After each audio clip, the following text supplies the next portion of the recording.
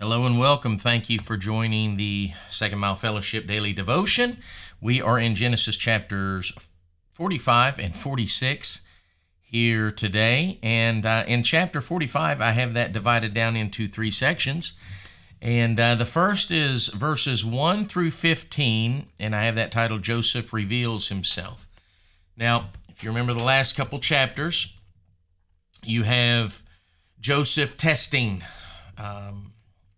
his brothers, and gave the perfect opportunity for them to do to Benjamin what they did to him. Chapter 45 begins with the word then. Okay, this is what I like to call a cause and effect. Because of the things that preceded, then Joseph could not refrain himself. And what I'm talking about, the things that preceded, was, of course, the trials and the tests in which Joseph was giving unto his brethren and their reaction thereunto. When all of them were told that, hey, we're going to take Benjamin, but you all can go free, what did they do? They all rent their clothes, saddled their asses, and went back into Egypt together. They didn't send Benjamin off alone to hopefully fend for himself, like they did Joseph. And then after Judah's impassioned plea, after Judah was willing to sacrifice himself and stand in the stead of Benjamin, then Joseph could not refrain himself, and he wailed, and he sent all the Egyptians out, and he revealed himself unto his brethren. And now here's the thing, and I want you to get this.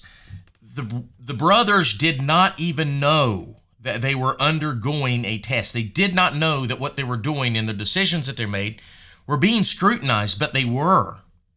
Oftentimes, people are watching us as we make decisions in this life. And depending on what those decisions we make are, will affect how others respond unto us and unto the God in which we serve. We often don't even know that until after the fact, sometimes good, sometimes bad. So Joseph reveals himself, the first 15 verses there. Verse number 16 through 24, I have that titled Pharaoh Gives Instruction. So Pharaoh hears of this great reunion, and it blesses Pharaoh's heart. Because he had respect for Joseph, he invited all of his family to come down and enjoy the good of the land. Joseph's character, the way he conducted himself, how he was a blessing unto Pharaoh. Because of that, it was a blessing unto all of Joseph's family. We, in the decisions we make, can impact, of course, those around us. And in verse number 18, as I was reading this, I just kind of had this thought, and that was, this is Pharaoh's instruction. He said, "And take your father and your households and come unto me, and I will give you the good of the land of Egypt, and ye shall eat of the fat of the land." This was another cause and effect. Take your father and your households and come down, then, and I will give you the good of the land of Egypt. In order to get, they had to go. And if you're going to enjoy God's blessings, if you're going to enjoy the fat of the land that God has for you, then you need to go and follow his commands. And then lastly here, verses 25 through 28, I have that titled Revival. Revival, something interesting right here. Remember, God changed Jacob's name a long time ago. He's being referred to as Jacob, their father, verse number 25. And they told him, saying, "Joseph's yet alive," and Jacob's heart fainted. And verse number 27, when they told him all the words of Joseph, which he had said unto them, and when he saw the wagons which Joseph had sent to carry him, the spirit of Jacob, their father, revived. And Israel said, do you see that change? Did you catch that change when you read it? Jacob, Jacob, Jacob. And then, man, in the very next breath, after Jacob was revived, Israel is now here. Now remember, Jacob was the supplanter. That's what that word means. Israel means Prince of God. Jacob was lulled into a spiritual slumber, but man, when he revived, he became again the Prince of God there. So I just thought that was kind of neat to consider. And then moving on to chapter 46, Chapter 46, I have that divided into 3 sections as well. The first is the first 4 verses, and that is God encourages Israel. And, it might have been that Jacob at this point is considering, should I really go down to Egypt now? Maybe because he's been revived, maybe because he's thinking, no, this is the land God has promised my daddy's daddy. Maybe I should just stay here.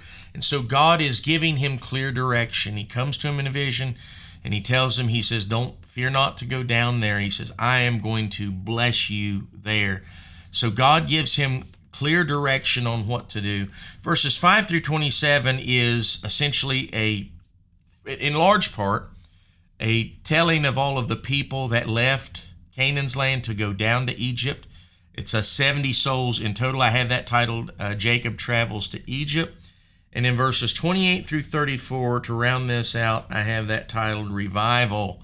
Or excuse me, that's not revival, that was last. This is reunion. This is when Jacob, the father, comes down to Joseph, the son. And I love verse number 29. It says, and Joseph made ready his chariot, went up to meet Israel, his father, to Goshen, presented himself unto him, and fell on his neck, and wept on his neck a good while. Man, they had a good time just enjoying one another's company for a good while. There was no hurry at that point. They thought that things were over. Both of them thought they'd never see him again. You remember Joseph was like, is my father still alive? He was so concerned about that. Didn't really have much hope in seeing his father again. Jacob had no hope in seeing his son again, but here they are reunited and just weeping with joy upon one another's neck a good while. I'm glad there's a reunion day for those of us that have been parted here on this earth, that we are going to see them one day, and there will be no hurry when we see them then.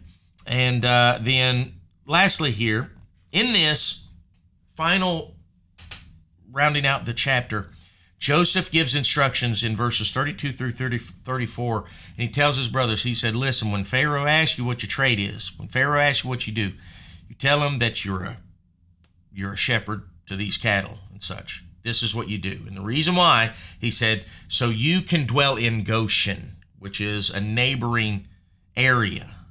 They can dwell in Goshen, all their cattle and everything dwell in Goshen. Why is that? Why did that matter to Joseph? Because Joseph knew the value of separation.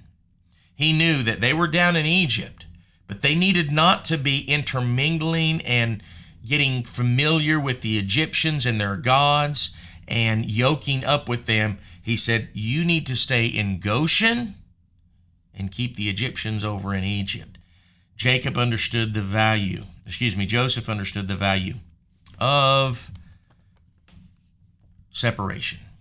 And that's it, man. That's Genesis chapters 45 and 46. I hope this has been a help and blessing unto you, and Lord willing, we will see you tomorrow.